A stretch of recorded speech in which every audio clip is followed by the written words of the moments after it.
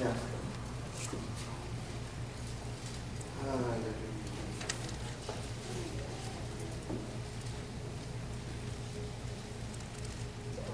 We'll start at the 17th verse. And then as I read through this, I'm going to give you the topic for today.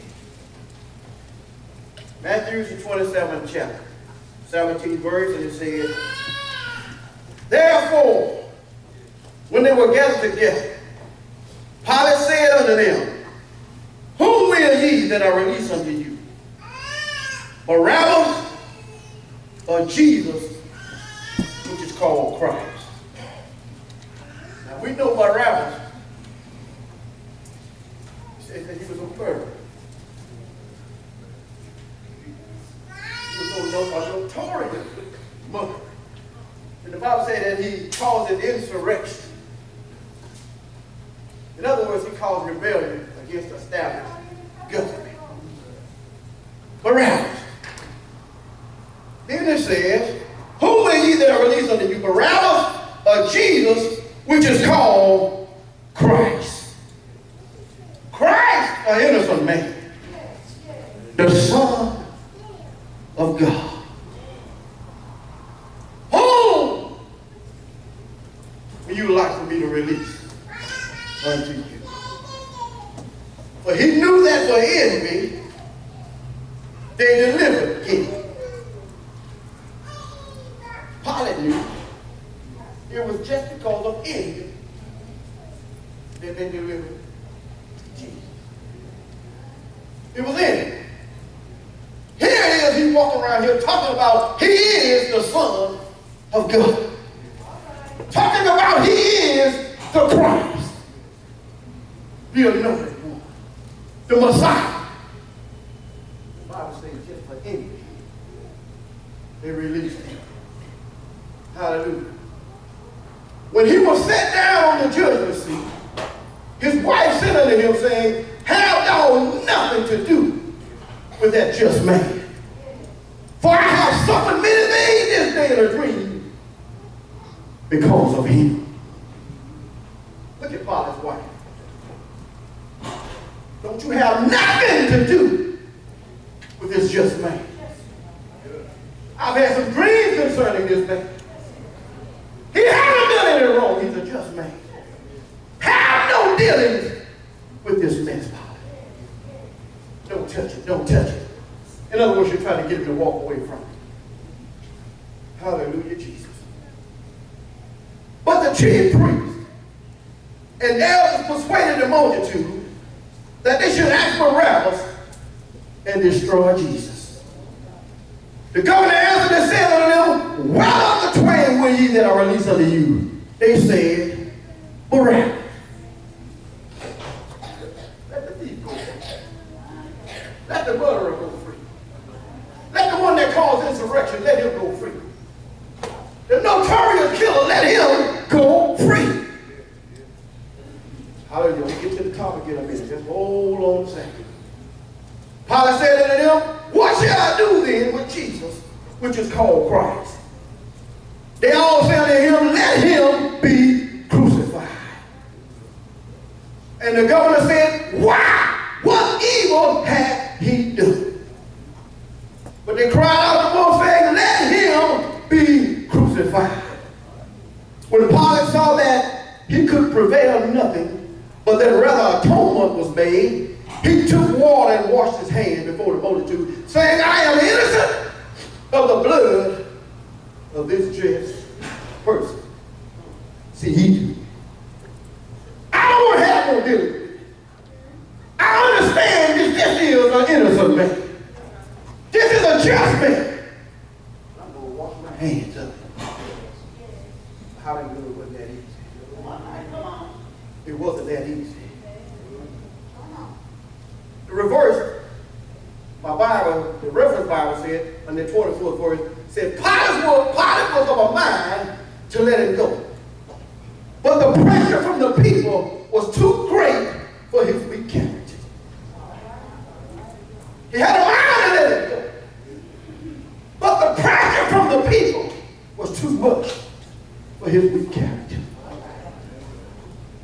And I thought about this thing.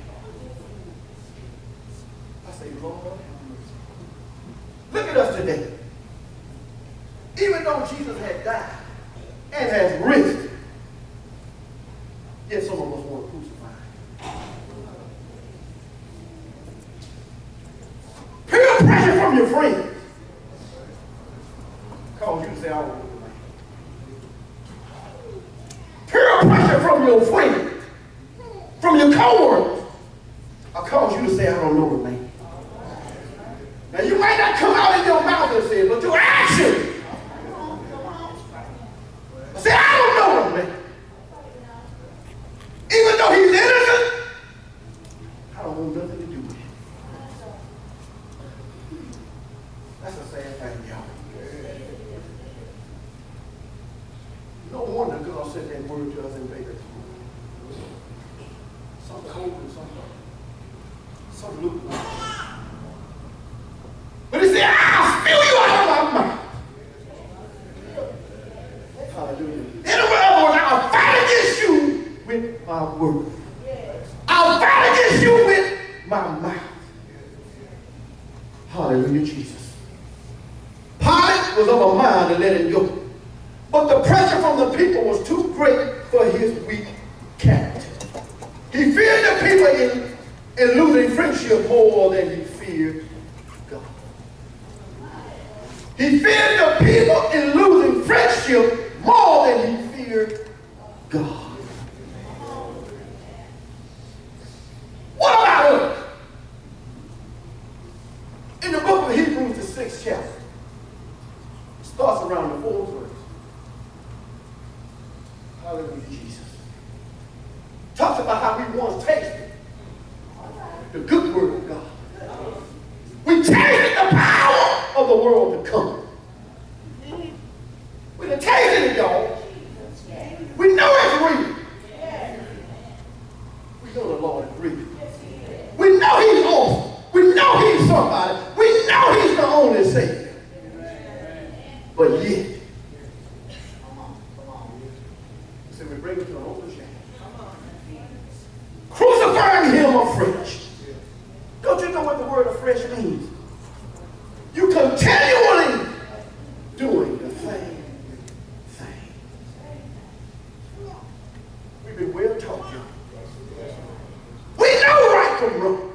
You say you got the Holy Ghost. When the Bible tells me the Holy Ghost will lead God in all truth. It even shows us things to come.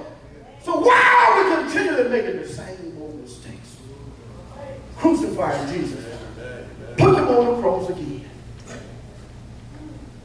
But Paul said, look, I'm crucified with Christ. Nevertheless I live, yet that I, but Christ liveth in me. In the life that I now live in the flesh, I live by the faith of the Son of God who loved me and gave himself for me. What are you saying, Brother Winn? Instead of crucifying him, crucify your flesh daily. Crucify yourself daily. Deny yourself. Don't deny Jesus. Deny yourself. Luke the 23rd chapter, the 4th verse, Pilate said, I find no fault in this man. The 14th verse says, I have examined him before you, have found no fault in this man. Pilate continually saying, I can't find no fault in this man. This is a just person. This is a just man. I find no fault in him.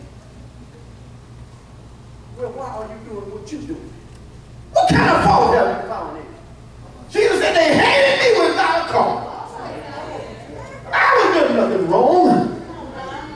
Why are you standing crucifying me, putting me on the cross, bringing me to an open shame? Don't you know when we live in a life like that, it causes man to blaspheme God.